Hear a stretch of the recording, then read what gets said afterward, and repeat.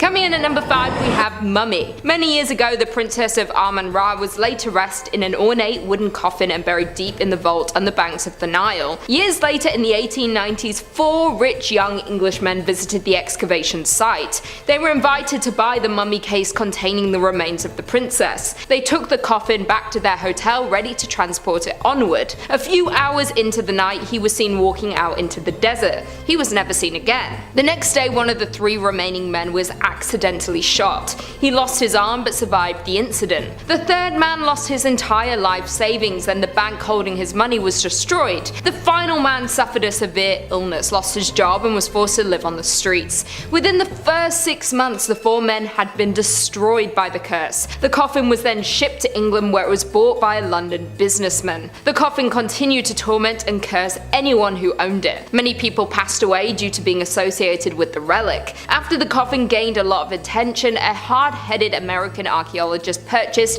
and paid a great price to have it shipped to New York. He dismissed everything that had happened preceding this as being quirks of circumstance or many coincidences. The man flew to London to escort his great treasure to New York aboard the brand new White Star liner on its maiden voyage. Of course, as we know, on April 15, 1912, the Titanic sunk to the bottom of the Atlantic, taking with it the ancient Amun-Ra's princess. When the Titanic was found and the relics on board recovered, only the lid of the coffin was recovered. It now sits on display behind protective glass at the British Museum. Some people have still commented about paranormal activity near the lid, but it seems the loss of the contents it held has diminished its power. Coming in at number 4, we have the Great Omar. The company Sangorski and Sutcliffe are known for their practice of binding books, something that was popular in the Middle Ages, but they resurrected the craft. Their books were bound in expensive materials with intricate designs. The company was founded in 1901 and grew in popularity quickly. They used real gold, jewels and precious stones. They had a high-class clientele. Their most famous work was the Great Omar. When this piece was commissioned, they were told the cost was not to be considered. They made this their greatest piece, outdoing all of their previous efforts. They worked for 2.5 years to create the most beautiful binding with thousands of jewels. Although it was beautiful, it is believed it had an ancient curse attached to it, that at some point during its creation a great evil attached itself to the piece. When it was finished in 1911, it was listed for sale. It sold for £1,000, which would be worth around $120,000 today. It was shipped to New York but returned by the buyers when they refused to pay the custom fee. When it was returned to England, they relisted and sold the book again for half of the initial price. It was once again sold to an American buyer. They had the book scheduled to ship, but the transport left without the book on board. They scrambled to find the next available way to get the book to the buyer. It was placed aboard the luxury liner, the Titanic. The book was never recovered from the wreckage of the Titanic. This was only the beginning of the misfortune for the book's creators. Just a few weeks later, Sangorski drowned trying to save a drowning woman. They did recreate the book, but once again it was destroyed during the London bombings of World War II. Coming in at number 3, we have Love Letter. Many things were recovered from the Titanic that told the story of the people on board and the events leading up to the devastating collision. Richard Geddes, one of the ship's stewards, had left his wife behind in England to work on the ship. Many of the stewards wrote letters to their family while at sea. Unfortunately, Richard was one of the unlucky 1,500 passengers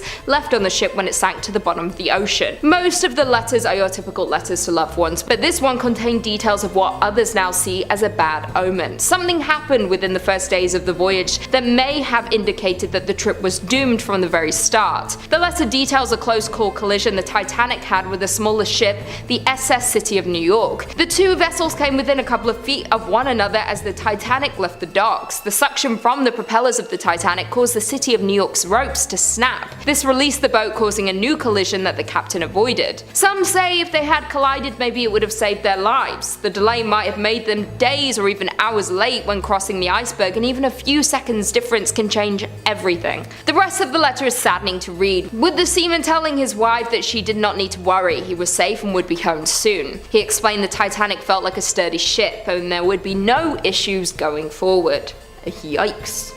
Well, it was cursed from the beginning when they called it the unsinkable ship. Coming in at number 2, we have the pocket watch. A pocket watch that had belonged to John Chapman was recovered from the wreckage. He was traveling with his wife Sarah. It might seem like an old rusty watch that had been lying at the bottom of the ocean, but there was something strange about it that no one had been able to figure out since it was found. The story of John and his wife was a tragic one. They had been at a party with some of the first-class guests on the night the ship sank. At some point in the night, they got separated when the ship hit the iceberg. His wife Sarah was with the other wives from the party, and they got taken to one of the lifeboats. Sarah soon realized that she would have to go alone, that John would not find her here, and even if he did, he may not be allowed to enter the boat. She made the decision and told the other women, if John can't go, I won't go either. She got off the boat to find her husband. It is not known if she ever did find him before the boat sank. John's body was recovered, but Sarah was never found. It's believed that he had his watch on him during the time that the ship sank, but the watch froze in time. It is still frozen to this day. The watch stopped ticking the moment the iceberg hit the ship. The curious thing about this is that the first impact was not the worst. The shock should not have been so large as to disrupt something as small as a pocket watch. Many have found this to be interesting. Why did the time stop at that moment? This is not the only curious thing about the watch. Since it was bought at an auction, the owner had reported some paranormal activity. They have claimed to have heard a voice coming from within their walls. It's unclear to them what it says, but it sounds distressful. Could it be the spirit of John looking for his lost love Sarah? And finally, in at number 1, we have the heart of the ocean. We all know the story of the heart of the ocean from the film, but the real story is much different. It still tells the story of romance and tragedy. Some believe that the real necklace was cursed and may have been the cause for the tragic events of the sinking ship. The story starts with Kate, who might have been the inspiration for the character Rose in the blockbuster film. Kate was having an affair with a married man named Henry Morley. Henry wanted to be with Kate, but it would not have been wise to leave his wife and live with Kate in their current home. He decided that they would run away together. He decided that they would start a new life under new names. They decided to secretly board the Titanic under fake names and begin their new lives. The pair met when she began working in a sweet shop. It was said he secretly made plans to leave with his lover and even sold a couple of his stores. He kept his running away a secret from everyone except his brother, who drove them to the boat. In the months running up to them sailing, he had a necklace commissioned to give Kate after they boarded the ship. It is rumored that his wife may have found out about the plan, keeping it to herself but somehow cursing the couple. Some believe it was her anger that cursed the necklace so that their new life would never be. They boarded the ship and he gifted Kate the necklace. They looked forward to starting their new life together. When the boat began to sink, Kate was put into a lifeboat along with the other women and children. Henry did not want her to go. He clung to her, but the sailors threw her in the boat.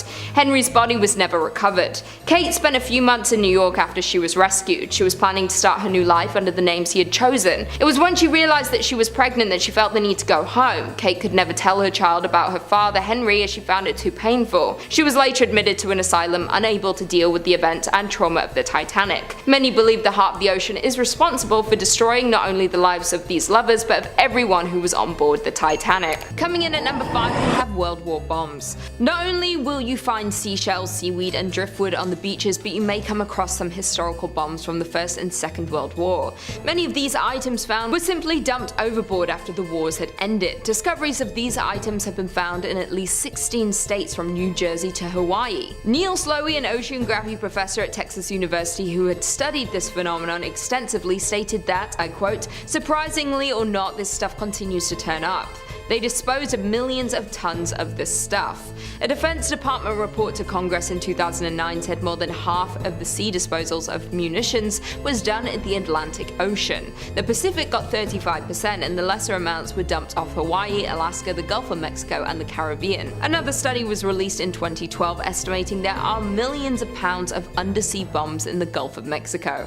Through a combination of natural phenomena, severely low tides and high atmospheric pressure caused 87 World War II bombs to wash ashore along England's Coalshot Beach in the early spring of 2011. Then in 2013, a beachgoer discovered a partially buried German mine in the surf about 10 feet from shore in Bay Head, New Jersey. On the same day that the Assateague Island National Seashore in Maryland did a controlled explosion of a World War II bomb that had washed ashore. Then in July 2015, a photo flash bomb designed to illuminate the night sky over World War II battlefields was discovered on a beach near Tampa, Florida, where authorities blew it up on the sand. In 2018, on the beach in Mantoloking, New Jersey, was where 7 World War I rifle grenades were found when the beach was undergoing a beach replenishment project to undo damage from Superstorm Sandy. Coming in at number 4, we have feet. Not only do sea creature bodies and body parts wash ashore, but even human remains have surfaced. Over the last 15 years, at least 21 feet have washed up on beaches between the United States and Canada in the Pacific Northwest. The appendages are almost always still intact inside of a shoe, with no signs of what happened to the body or where they have come from. Each time this gruesome discovery is made, fear and speculation spread among the public. The first of these incidences happened in August of 2007 on British Columbia's Jedediah Island. A girl on vacation from Washington found a shoe, and when she looked inside, there was a foot. The remains were later identified as a local missing man. These similar discoveries have been made over the last decade and a half along the shores of the Salish Sea on both the British Columbia coast and Washington. In at least 2 instances, leg bones were still attached to the feet. The latest discovery was made in January 2019 on Jetty Island in Everett, Washington. A human foot was found in a boot, and it was later linked to a man who had been missing for 3 years. Dr. Kara Raj, an NHS surgeon, says there's a really simple explanation for why this grisly phenomenon keeps happening, and it has nothing to do with people's feet being chopped off by some deranged psychopath. Raj says that when a body sinks, the scavengers in the sea tend to feed off softer parts of the bodies, and that includes the soft tissue and ligaments around our ankles. He also states that the reason it's happened more since 2007 is because of a change in sneaker design. Over the last few decades, shoes have become more buoyant, said Raj. As a result, we could be seeing more severed feet wash up on our shores. The feet are thought to belong to people who were killed in accidents or took their own lives. Medical examiners have ruled that the feet became separated from the bodies as part of the normal decomposition process. Many of the limbs have been linked back to their humans using DNA analysis. In at number 3, we have two-headed dolphin. It's not unusual for dead marine animals to wash up along the shore, but this particular specimen may be the oddest discovery yet. In 2014, a two-headed dolphin calf washed up on the shore of a Turkish beach. According to Dogan News, the dead dolphin, which was discovered by a gym teacher who was on vacation, washed up onto the beach in Dikili, Turkey, coming from the Aegean Sea. According to the Daily Mail, the calf was believed to be around 1 year old and measured 3.2 feet in length. The calf consisted of 2 heads and 1 tail, and the eyes and blowhole on one head were not fully opened. Tugral Metin, the teacher who had found this incredible creature, said, "I couldn't take it in at first. I thought my eyes were playing tricks on me. I've never even heard about a dolphin like this, let alone seen one with my own eyes. I was completely shocked." The remains were taken for a study to the Marine Biology Department of Akdeniz University, where the associate professor Mehmet Gökoglu said it was similar to the occurrence of conjured human twins. The dolphin had a rare condition known as polycephaly. This two-headedness is a severe example of conjoined twins, which results from the incomplete splitting of a fertilized egg. The result is a shared body with separate heads. Polycephaly has been observed in numerous animals such as snakes, sheep, dogs, fish, and people.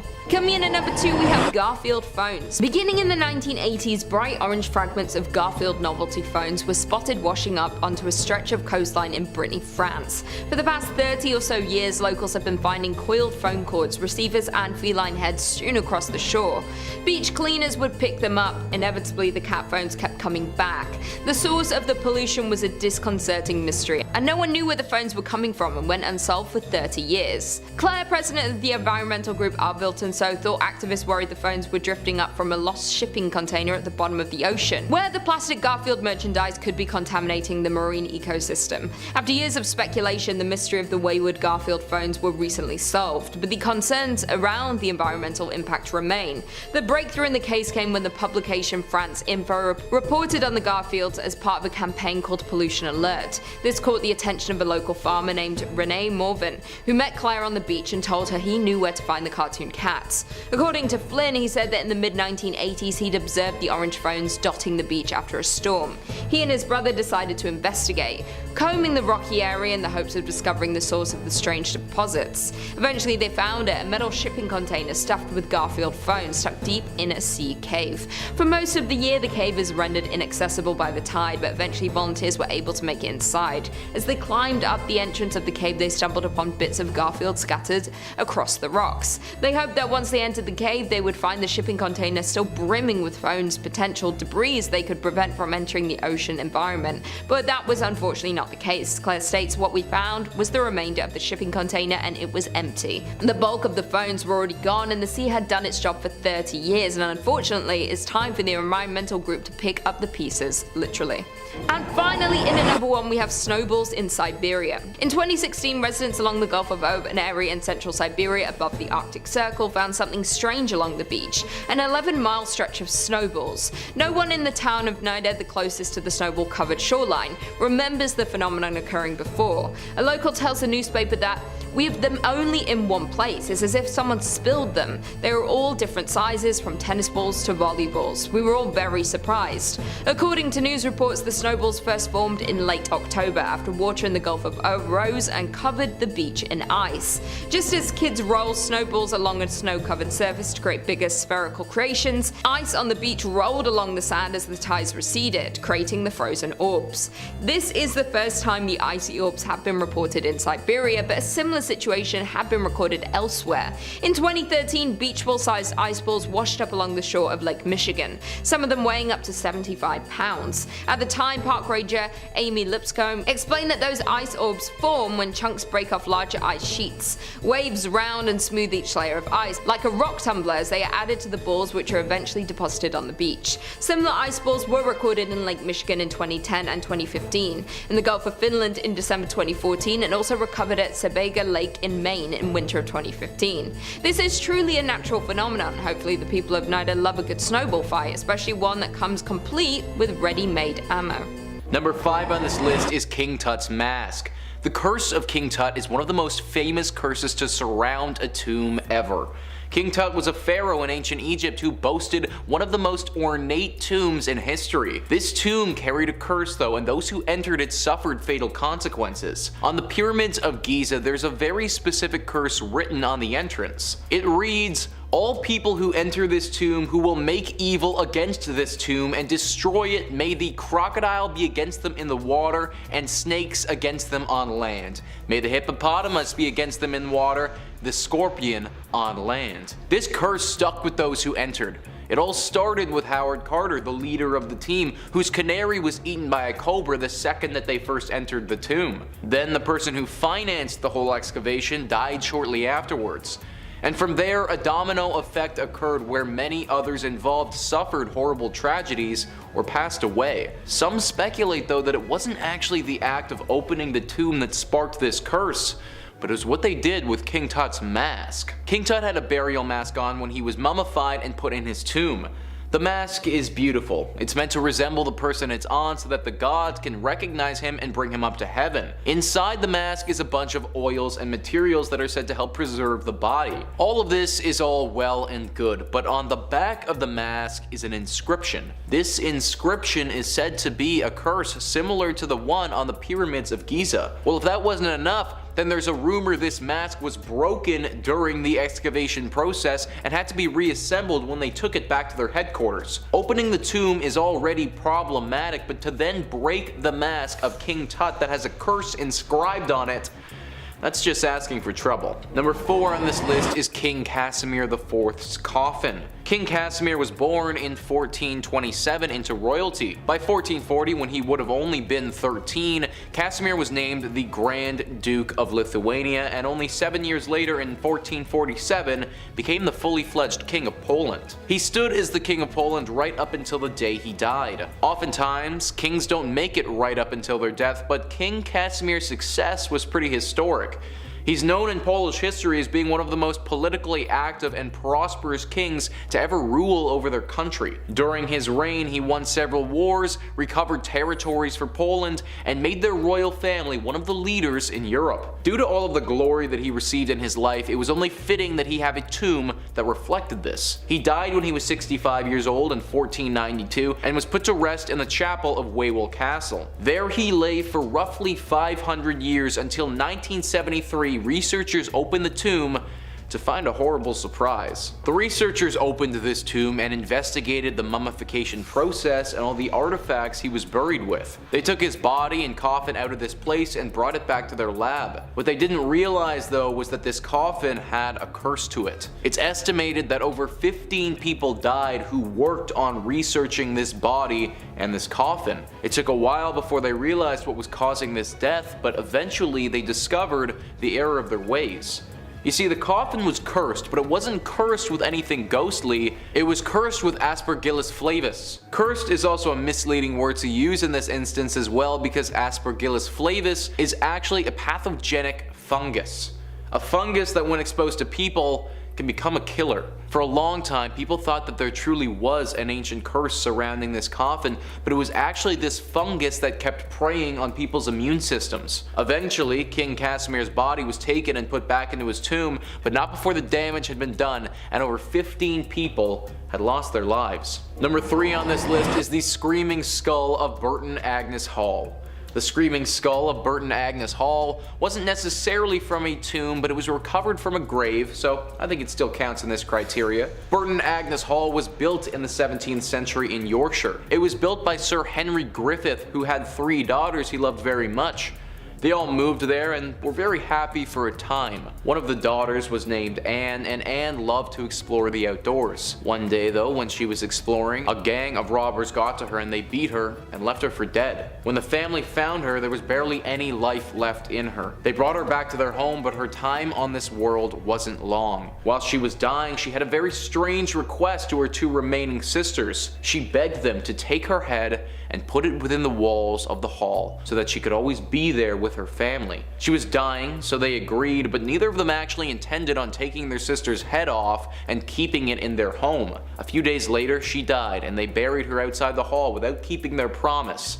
This was a big mistake though. After she was buried, strange noises and banging sounds started happening all over the hall. Screams and crying could be heard throughout, and moans the family couldn't ignore. Eventually they gave in, dug Anne up, and took off her head. They brought it into the hall and the disturbances, they stopped. But years passed and the ownership of this hall changed. The new owners, they had no interest in a dead girl's skull in their home and got rid of it, but sure enough, just when they did, the noises and the hauntings started again. Over the centuries, people have tried and tried again to rid themselves of this skull many times, but eventually they always cave and they have to bring it back in. The skull truly is cursed, and it must remain inside the home at all times if you ever want any peace from Anne's spirit. Number 2 on this list is King Tut's Statuettes. King Tut's tomb didn't just have one cursed item, it had multiple. His burial mask is pretty widely known, but many don't know the story of 2 statuettes that also came from this tomb. These were 2 small bronze statues found inside the tomb. One of them with their hand over their heart and the other one with their hand over their mouth. Lord Carnarvon, the man who funded the initial excavation, gave these to a friend as a gift. This was meant to be in good faith and a friendly gesture, but he had no idea the trouble that they would cause. The name of the family is omitted in this story to protect their integrity, and the person who received the statues is simply referred to as James. James received these statues and brought them back to America with him, but then started to suffer the consequences. Once wildly successful, James started to lose everything: his company, his money, his family. James went through 3 failed marriages, a complete collapse of his immense fortune, and finally died of illness without ever realizing these statues were part of the problem. He left them to his grandson in his will, and the curse continued. When his grandson took hold of these statues, he was a decorated Olympian, but he also suffered a serious fall from grace. Injuries, other accidents, and failed business ventures plagued the grandson from the second that he took hold of these statues until finally he called the museum. He donated them to the museum so that they could be put with some of the other King Tut pieces and the curse could finally be lifted from his family. Now, it's certainly possible that this was all a coincidence and this family just got down on their luck at the wrong time, but anything involving King Tut has the potential to be cursed, and I wouldn't be surprised if these statues were part of that. Number 1 on this list is the Unlucky Mummy.